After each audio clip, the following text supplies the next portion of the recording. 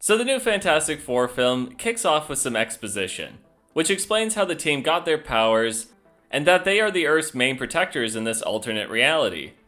It was pretty refreshing not spending much time on the origin story. The creators know that most people seeing this film are at least somewhat aware of how the Fantastic Four came to be, and having it done through this talk show announcer was a good way to summarize the events leading up to the film. After this summary, the main story really begins with Sue Storm's pregnancy. Here we are shown the family dynamic of the team, and how they combine a lifestyle of celebrity, crime fighting, and scientific exploration. Their lives for the most part seem pretty happy, and we get a sense that they're at the top of their game. This, however, is all interrupted by the female Silver Surfer, who shows up to warn Earth of the coming threat of Galactus, who wants to destroy their planet. The Fantastic Four decide to face this threat head-on by going on a space mission across the galaxy to Galactus' ship. And despite Sue being fully pregnant, she decides to tag along anyway. At least Hollywood is maintaining consistency, with putting pregnant women in untold danger for almost no reason at all. Galactus ends up offering to spare Earth in exchange for Sue and Reed's child. The team of course refuse this deal and escape the ship while Sue goes into labor. Man, these dang pregnant chicks are really unreliable in combat. Who would have thought? Yeah. Yeah. Yeah. Yeah. Yeah. Yeah. Yeah. Yeah. Yeah. Yeah. So anyway, the team gets back to Earth, and the rest of the film mostly focuses on the planet getting prepared for the fight with Galactus. But will the Fantastic Four be enough to face off against such a godly threat? And will humanity be willing to trust their protectors in these dangerous times? I'm going to stop right here and give a warning for any major spoilers in the film, in case anyone hasn't seen the movie yet. You have been told. So this film is by far the best Fantastic Four movie. Not that there was much competition to begin with. Not only that, but I think that this is generally a return to form for Marvel. While the movie isn't perfect, it does a lot in the way to address past gripes with the franchise as a whole. The Joss Whedon humor and unserious tone these films are known for is actually missing here for the most part. It treats the threat of Galactus seriously, and the dramatic moments aren't cut off by goofy comedy and stupid quips. The visuals and cinematography are really well done, especially the space sequences, which look very epic. The unique retro aesthetic is also very welcoming. There's a lot of color that makes the film very akin to its comic book counterpart.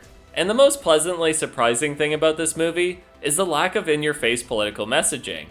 I know a lot of the fans were concerned with the plot and characters due to the leaks online, but there was never any real on-the-nose girl boss moments or emasculation of the male characters. We never see Sue lording over the rest of the team, and while it's never stated, the leadership of the Fantastic Four falls to Reed Richards, as he makes most of the major decisions for the team. While I have given this movie a lot of compliments, it is far from perfect. And of course, that means we have to talk about the female Silver Surfer, which was undeniably a choice made to hit that diversity checkbox. Now, I can see what they are trying to do with the romance between her and Johnny Storm, however, it pretty much falls flat. Throughout the movie, we see that Johnny has some intimate connection with Shia LaBeouf, which seems to be leading to her betraying Galactus. While this does end up happening to some degree at the end of the film, the female Silver Surfer is only convinced by Johnny essentially guilt-tripping her into helping him. Usually a strategy reserved for a girlfriend. Am I right, guys? Women. This makes the whole romantic subplot pointless, and in turn makes the female casting of the character even more meaningless because it doesn't have a narrative reason to back it up. Another large issue with the film is Reed Richards. And no, it's not because of Pedro Pascal. He actually did a good job playing the role of the character. Now, is he properly casted? Not really.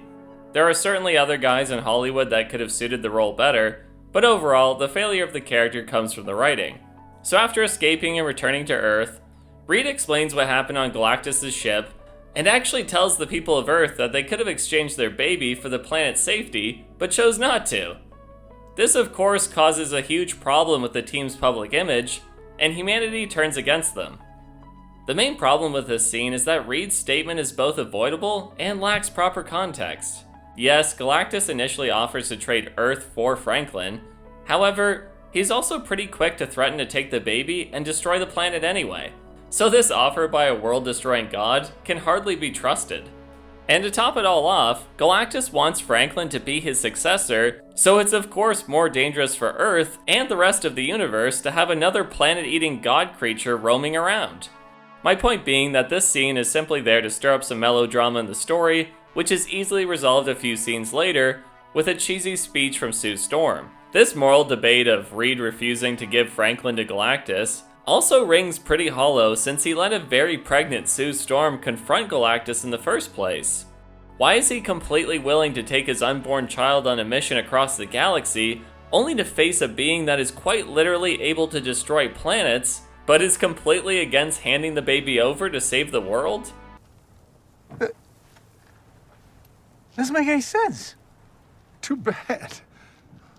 Things of course really start to fall apart in the third act, when Reed comes up with the idea of teleporting the Earth in order to escape the impending doom. This plan is foiled by the female Silver Surfer, and so Reed's backup plan is to teleport Galactus away instead, which seems like it should have been the first idea he had, but whatever. What makes this even worse is that the idea to trap Galactus essentially amounts to a bait and switch with Franklin that is no more clever than a Sunday morning cartoon. The end battle itself is pretty lackluster, as it's really only Sue Storm who does anything of value. The rest of the team are there trying to help out, but practically, they do very little to slow Galactus down or do anything of any consequence. We are told that Galactus is older than our universe, and that he's essentially a god, so having Sue single-handedly take him down was pretty unconvincing. Of course, the female Silver Surfer is the final nail in the coffin, as she sacrifices herself to send him through the portal. Again, this story would have been far better had the writers done more with the romance between Shala Bal and Johnny Storm. Had he convinced her to join their side with their love connection, while giving us more time for their relationship to form, it would have made her sacrifice more meaningful. That way Johnny could have actually had to lose something in order to save the world, adding some more emotional stakes to the finale. But as it is, Johnny seems unfazed by this whole experience, as of course he barely knew this chick, and even his sister is magically resurrected by the end of the film, so there's really nothing lost from battling Galactus. It's just not grabbing me right now. Of course, I haven't really mentioned Ben Grimm throughout this whole review, and that's because he doesn't have any real impact on the plot. The Thing is mostly reduced to being a mascot in this movie. He has a romantic subplot with the girl from American Pie, but it doesn't really go anywhere. There are hints that he misses being human, however, the complications of his life are never addressed, so it's yet another missed opportunity for this film. Overall, the casting is well done for the most part. Almost everyone played their roles well and fit their characters. However, it felt like the big personalities of the team were severely toned down. Johnny doesn't really stand out as a hot-headed adrenaline junkie, nor is he a real ladies' man. And Sue Storm feels fairly generic at times. The film could have done more to make her stand out as the emotional core of the team. But on the whole, and despite my complaints, I think that this is a step in the right direction for Marvel. This film is far from perfect, but it does make an effort to stand out in terms of style and tone. And while the casting and the final act rely heavily on the ladies, it didn't leave a bad taste in my mouth like some other MCU films I could mention. This year for the MCU has ranged from god-awful to complete mediocrity, and the Fantastic Four film manages to stand slightly above the slop. Kind of. Which is at least some progress. The question for me now is, even if the franchise could turn itself around at this point and bring the general quality back to the level of pre-Endgame films, is it too late? Are we all really willing to sit through another soft reboot of this franchise? For my part, I'm not really sure. But I'll leave the question to you. Are you ready for a brand new phase of Marvel movies? Or are you beginning to feel the so-called superhero fatigue that is starting to set in? Let me know down in the comments section, because I'd love to hear your thoughts. And if you haven't already, hit that like and subscribe button, you coy little minx. Or better yet, become a member of the channel. And like always, I'll see you on the next one.